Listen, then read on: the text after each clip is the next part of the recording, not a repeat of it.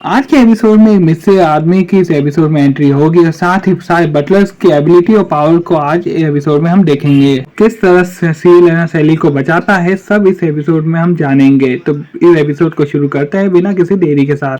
Episode की शुरुआत में राजकुमारी को पकड़ने के लिए जर्मन सैनिक दो टुकड़ों में बट जाते हैं। यहीं हम देखते हैं कि स्नेक और बॉलरॉय राजकुमारी को लेकर भाग रहे होते हैं। तब स्नेक कहता है कि वो हमारे काफी करीब आ चुके हैं। ये सुनने के बाद बॉलरॉय स्नेक से कहता है तो तुम अपना सब कमाल क्यों नहीं दिखाते। जिसके बाद स्नेक पेड़ से आवाज करके वहाँ पे काफी सारे सांपों से ना उस जर्मन सैनिक पर हमला कर देता है, जिससे जर्मन सैनिक के कुत्ते और सैनिक घायल हो जाते हैं। लेकिन वुल्फिन इन सब सांपों को दूर करके ना गोली चलाना शुरू करता है, जिसके बाद बॉलरॉय भी गोली चलाता है। और हम यहाँ पे देखते हैं कि जर्मन सैनिक लगातार गोलियां चला रहे होते हैं। तो बॉलरॉय स्नेक से कहता है कि मैं इनको यहाँ पे रोक के रखता हूँ, तुम यहाँ से निकल जाओ। जिसके बाद स्नेक राजकुमारी को लेकर यहाँ से भागना शुरू कर देता है। अब हम यहाँ पे देखते हैं कि बॉलर अपने बैग से कैन बम निकालता है और सीधा जर्मन सैनिकों के ऊपर फेंक देता है। जैसे ही यहाँ पे वुल्फी उस कैन को देखता है तो उसे समझ आता है कि उसने बम फेंक दिया है, जिसके बाद वो ना बम फट जाता है। अब यहाँ पे बॉलर ये सोच रहा होता है कि शायद जर्मन सैनिक मारे जा चुके हैं, लेकिन तभी वुल्फ पीछे से आकर उस पर गोली चला देता है, जिसकी वजह से ना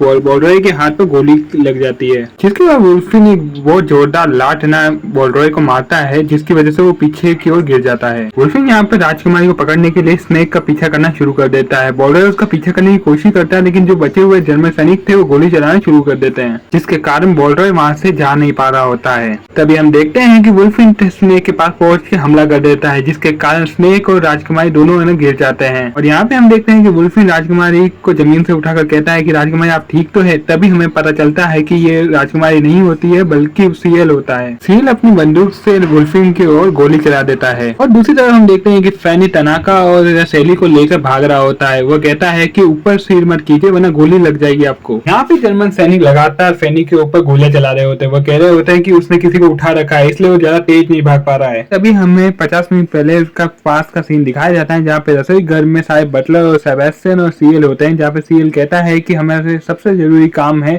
सैली को यहाँ से बाहर निकालना है, इसलिए सैली तुम्हारे साथ जाएगी। फैनी कहता है कि वो मेरे साथ में जाएगी। तो सीएल कहता है हाँ तुम्हारे साथ में जाएगी, अपने नाम के साथ भागना को पीछे छोड़ते हुए। फैनी भागते हुए मन में कह रहा होता है कि मेरा नाम फेनियन है और ये नाम मुझे उस दिन यंग मास्टर ने दिया था, वो बहुत खास दिन था। और हमें फिर से फैनी का पास दिन दिखाया जाता है, जहाँ पर एक रूम के अंदर सीएल और फैनी होते हैं। सीएल फैनी से कह रहा होता है कि मैं तुम्हें एक नया नाम दूंगा, जाहिर सी बात है तुम्हें हम सब्जेक्ट 12 तो नहीं बुला सकते। सीएल आगे कहता है कि तुम्हारे बाल सुनहरे कलर के हैं और पुरानी कहानियों के अनुसार ऐसे लोगों को फिन कहते हैं। इस किताब के अनुसार एक सुनहरे बाल वाला लड़का जो खरगोश और हिरन को भी पीछे छोड़ देता है, बिल्कुल तुम्हारे जैसे। इसलिए आज से हम तुम्हें फिनियन नाम से बुलाएंगे। सीएल यहाँ पर फैनी को वो किताब भी दे देता है और कहता है कि जल्दी से पढ़ना सीख जाओ। अब सीन वापस से प्रेजेंट में आ जाता है, जहाँ पर फैनी कहता है कि मैं उस दिन से माली बन गया, लेकिन अगर मैं यंग मास्टर चाहते हैं तो मैं हथियार भी बन सकता हूँ। फैनी यहाँ पे सैली से कहता है मुझे कस के पकड़े, और वो अपनी पावर को एक्टिवेट करने के साथ ही काफी तेज भागना शुरू कर देता है। सैली को ये देख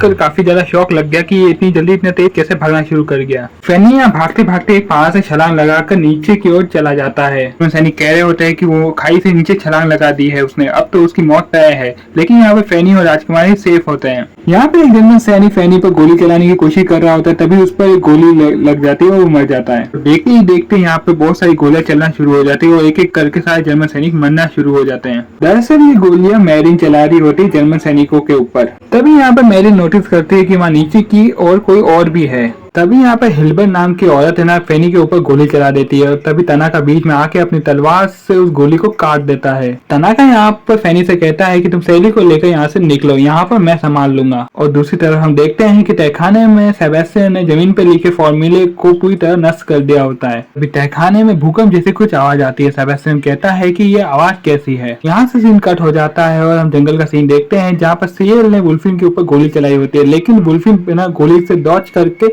सीएल को मुक्का मार देता है। वह सीएल को जमीन पर पकड़ लेता है। सीएल कहता है कि इसने उस गोली को इतने पास से डॉच कैसे कर लिया। यहाँ पे सीएल की गोली से सिर्फ वुल्फिन के कान पर ही चोट आई होती है। यहाँ पे वुल्फिन सीएल का गला पकड़कर अपनी गन को सीएल की तरफ पॉइंट करता है। फिर यहाँ पर गोली तो चलाता है, लेकिन उससे पहले सीएल को गोली लगती, वहाँ पर एक मिस्र आदमी आके उसे बचा लेता है। सीएल यहाँ पर उस आदमी को देखकर कहता है कि तुम यहाँ पर कैसे है। तभी यहाँ पर हमें एक पास का सीन दिखाया जाता है, जहाँ पर एक आदमी सीएल से कह रहा होता है कि तुम मेरे पास आ सकते हो, मैं तुम्हें काटूंगा नहीं। यहाँ पे सीएल के डैड भी होते हैं, वो कहते हैं कि तुम हमेशा गुस्से में रहते हो, इसलिए वो तुमसे डरता है। वो आदमी कहता है कि मैंने अभी तो कोई गुस्सा नहीं किया ना। यहाँ पे सीएल का फादर उस आदमी की तारीफ में कहता है कि मैं जानता हूँ कि तुम असल में एक दयालु और बहुत ईमानदार इंसान हो। यहाँ पर वो आदमी कहता है कि मैंने तुम्हारे मुंह से मेरी बहुत कम तारीफ सुनी है। यहाँ पे फैंटम हाई आगे कहता है कि मुझे यकीन है अगर मुझे फ्यूचर में कुछ हो जाता है तो मेरे बेटे की जरूर हिफाजत करोगे। यहाँ पे वो आदमी कहता है क्या तुम मुझे आदेश दे रहे हो। जहाँ पे फैंटम हाई कहता है कि ये मैंने आदेश नहीं